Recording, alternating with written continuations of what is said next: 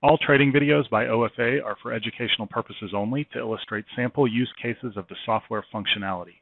OFA is not a trading system or strategy being marketed on a performance track record of live or hypothetical results.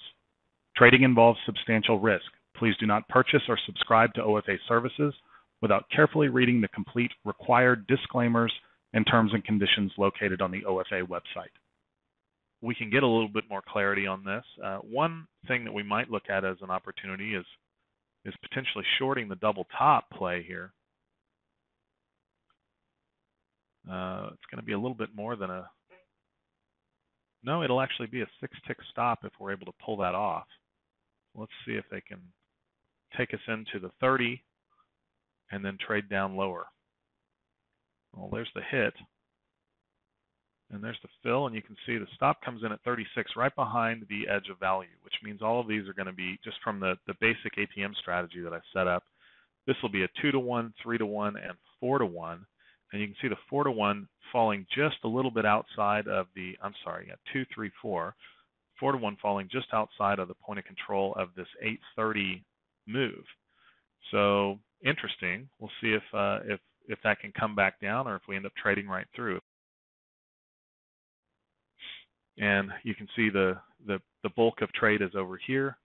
The question is, do you want to leave the risk where it is or bring it in and kind of encompass the volume that's been traded here? And then also on this target, does it make more sense to go down and try and shoot for that 8 o'clock low down here? Getting a little bit more potentially out of the trade on that last runner. And that's certainly an option to get that somewhere down around 92.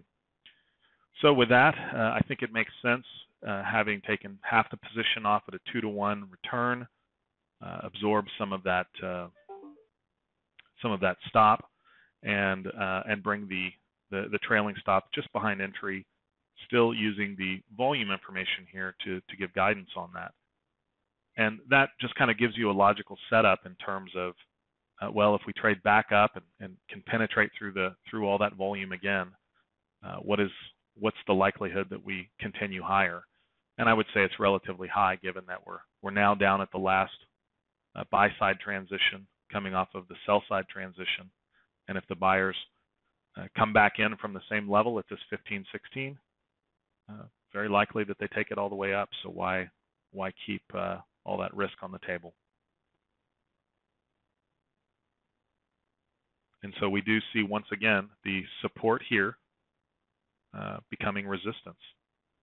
And we're now down at the final target.